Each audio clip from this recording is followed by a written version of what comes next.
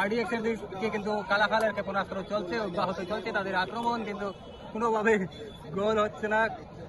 বালুরঘাট মাতাসংঘ আয়োজিত ডক্টর শ্যামাপ্রসাদ মুখার্জি স্মৃতি ফুটবল টুর্নামেন্টের আজকের কোয়ার্টার ফাইনালে মুখোমুখি হয়েছে রাজঘাট আরডিএক্স দল এবং বিপরীত দিকে খেলছে কালাখাল এফসি। এবং কালাখাল এফসি আজকের এই ম্যাচে প্রথম থেকে শেষ পর্যন্ত হাড্ডাহাড্ডি লড়াই করে, কিন্তু এ পর্যন্ত কোনো গোল করতে সক্ষম হয়নি। এবার কালাখাল দল শট গেছে,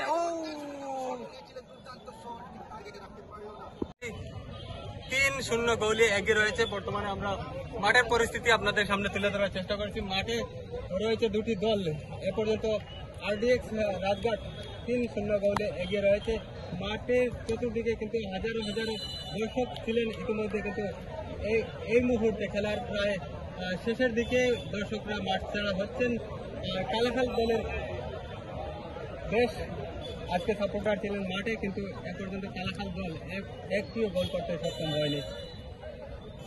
তো আমরা ম্যাচের কিছু হাইলাইট আপনাদের সামনে তুলে ধরার চেষ্টা করব এবং আজকের যিনি অতিথি রয়েছেন মাঠের ইতিমধ্যে উনি খেলোয়াড়দের সাথে পরিচিত হয়েছেন। এবং আমাদের আজকের প্রধান অতিথি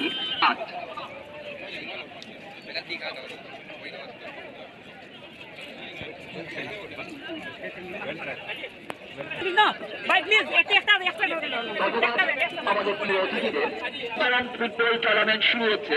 পরিচালনায় প্রয়াস এনজিও, কচু দলম। আপনাদের সবার উপস্থিতি কামনা করা হচ্ছে। তার সঙ্গে আগামীকালকের উদ্বোধনী খেলার দ্বিতীয়ার্ধের শুরুতে দেরিতে পৌঁছেছেন কৃষ্ণজীবন দেবনাথ আজকের মাতাসংঘ ক্লাবের আয়োজিত ফুটবল টুর্নামেন্টের আজকের বিশেষ অতিথি ছিলেন এবং উনি কিছুক্ষণ পর আজকের যিনি ম্যান অফ দ্য ম্যাচ ঘোষণা করা হবে, যাকে সেরা খেলোয়াড় হিসেবে ঘোষণা করা হবে, তাকে কিন্তু আজকে অতিথি ম্যান অফ দ্য ম্যাচ তুলে দেবেন। আমরা কিছু দৃশ্য এই মুহূর্তে আমরা শেষ মুহূর্ত খেলা চলছে, আর শেষ মুহূর্তের কিছু দৃশ্য আপনাদের সামনে তুলে ধরার চেষ্টা করছি। কিছুক্ষণ পর আমরা অতিথির বক্তব্য নেব। পরিস্থিতি আমরা যদি বলি, আমরা বিগত দিনে আমাদের একটা স্পোর্টস ডিপার্টমেন্ট থেকে আমাদের এখানে একটা অনুদান দেওয়া হয়েছিল, যার ফলে মাটি আমার এই ফিল্ডটা আগে অনেক নিচে ছিল। আবার মাটি যখন আর্ট ফিলিং হয়েছে, ফিলিংয়ের পরে আজকের দিনে মোটামুটি মাঠটার অবস্থা ঠিকই আছে। কিন্তু যেহেতু বর্ষার সিজন, বর্ষা মুষলধারে চলছে, বৃষ্টি আজকে সারা খেলাটাই বৃষ্টি ছিল, এই জন্য একটু মাঠে কাদা হয়েছে, অসুবিধা হচ্ছে খেলোয়াড়দের।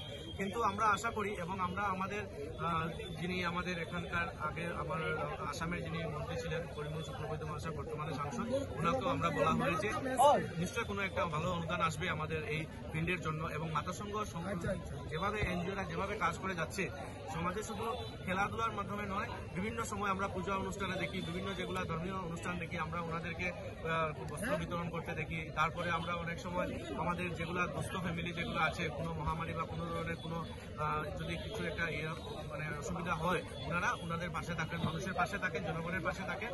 এবং খুব সুন্দরভাবে বিগত আমরা 4-5 বছর থেকে আমরা দেখছি যে মাতাসংঘ খুব সুন্দরভাবে একটা খেলা আয়োজন করে, ফুটবল খেলা।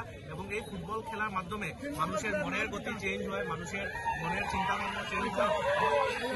যে প্রেমিক আপনারা চিন্তা দেখতে পাচ্ছেন, দর্শকের কি উৎসাহ, খেলোয়াড়দের কি উৎসাহ যোগাচ্ছেন, এই জিনিসটা যাতে আমরা আগামী দিনেও আরো সুন্দর করে থাকে। মাতাসংঘ সবসময় এই দিকে লক্ষ্য আছে ওনাদের, ওনারা কাজ করে যাচ্ছেন।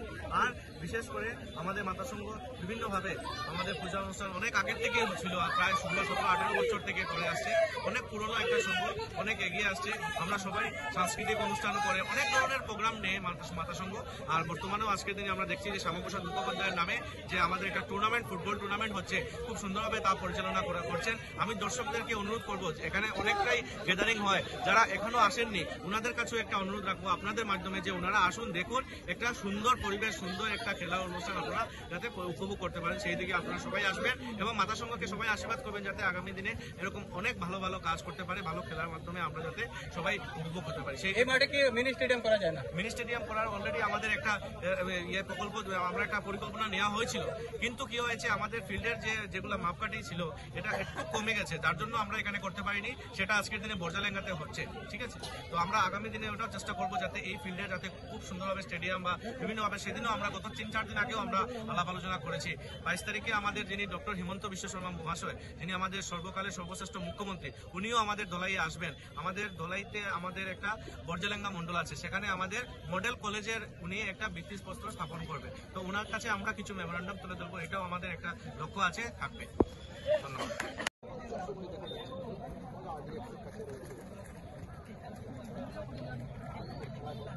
আজকে কিন্তু কালাখাল দল কোনোভাবে কোনো তাদের শক্তি প্রদর্শন করতে পারছে না।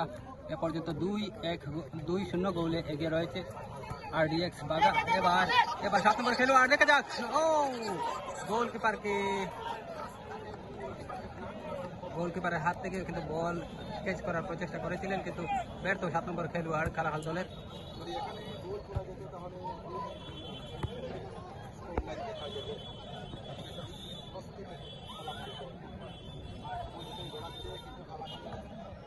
ডিফেন্স লাইন শক্ত যদিও, কিন্তু কালাখাল দলের এ পর্যন্ত কোনো গোল হয়নি।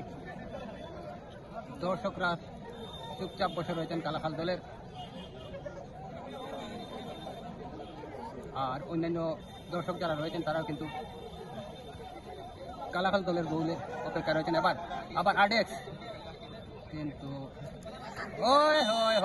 9 নম্বর।